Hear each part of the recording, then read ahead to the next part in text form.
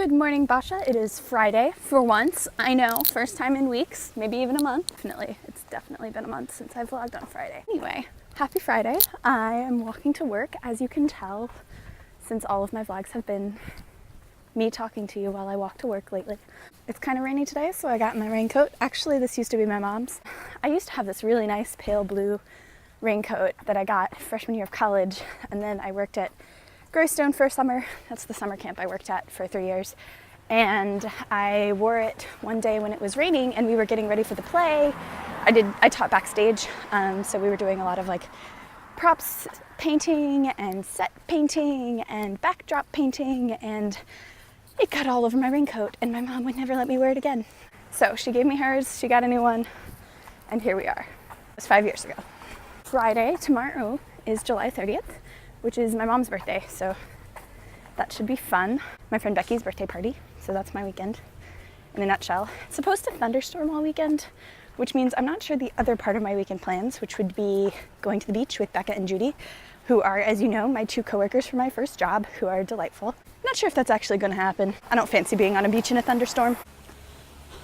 Had to switch arms early this week because I'm carrying 2 bags today. I've got my actual bag, which has like, my wallet and my books and raindrops, my wallet, my books and all that sort of stuff in it. But I also have this other bag that has like 6 library books that need to be returned. It's really heavy. Okay, West Philly sidewalks. Never know when you're gonna miss a step.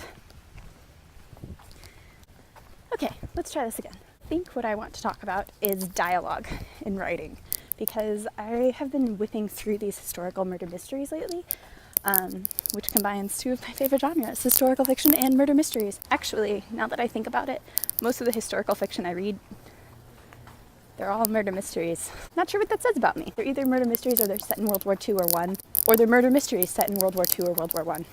I have been reading this particular one.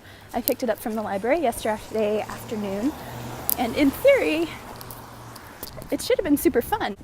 It's about this woman who's like the first autopsist, I think is the word they used. And essentially, she specialized in medicine. So it's like 1911 in London. She specialized in medicine, but they wouldn't let her practice in surgery because she's a woman. So she became an autopsist. Only surgery job she could find. There's a surly inspector, which is always fun for me. I do love a good surly inspector with a tragic backstory. This should be exactly my cup of tea, but there's something about the characters that's just very bland. I'm really enjoying this other series that features a female anatomist who did not want to be an anatomist. That's a whole nother story.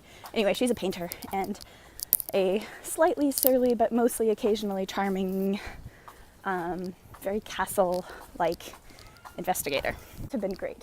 But I think what it comes down to, and I realized this last night, I was talking to you about it, is dialogue. Because in theory, these characters should be things that I'm really enjoying reading, and the plot should be, it's a plot. It's fine. It's a murder mystery. I love a good murder mystery. Instead, the leaves are very low-hanging with all this rain. Instead, what I'm getting is a ridiculous amount of flat, monotonous writing. Really kind of sad because it has so much potential. But the 2 main characters who, based on my understanding of the plot and this particular type of series in general, are meant to be romantically linked eventually. They always are. During the spots where I always drop my phone. It's gonna be fine, even though my arm is really sore. Even though the characters should be really interesting to me, the dialogue they're given is very flat and monotonous. There's no difference between the character voices. There's no flow. It feels, now that I think about it, it feels very flat. It just feels very like I'm looking at a sheet of paper. There's no shape here, there's no volume, there's no curve, there's no quirk, there's nothing to make me think that this is anything more than like a transcript of a really boring talk. And where's the fun in that, may I say? So, all of that to say, life's too short to read boring books with really bad dialogue. So I think I'm going to finish it because I like to finish the things I start. But then I'm going to go back to my Scottish anatomist and her fiance, the surly/charming investigator. They have interesting dialogue that sounds like an actual conversation instead of an attempt at a conversation. So I would just like to note that I have not yet dropped my phone and I have been recording for a number of minutes now. I think this is because I've decided to turn the video off when I'm switching arms, except for just then. So that was good. Anyway, this is one of the things that you're actually really good at. You're really good at writing dialogue, and I like to think I'm halfway decent at it sometimes. At least, hopefully, when I write, my characters don't all have the same voice. So here's to writing. May our characters be differentiated, diverse, and have different voices. Because otherwise, it's just really boring. And nobody likes a boring murder mystery. In other news, this raincoat is super sticky because it is super humid outside and it's long sleeves. And I'm wearing a new dress, which you can't really tell. I'm really excited about it. I like polka dots. This is fun for me. It also matches my shoes. I'm really sick of wearing closed-toed shoes, but as you know, one of my toenails is falling off, or in the process of falling off.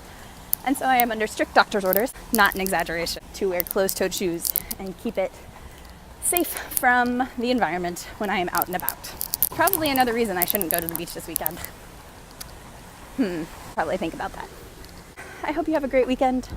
I will see you on Monday. Before I leave, as I mentioned earlier, my mom's birthday is tomorrow. My grandparents sent her birthday card already. I think you might find it amusing.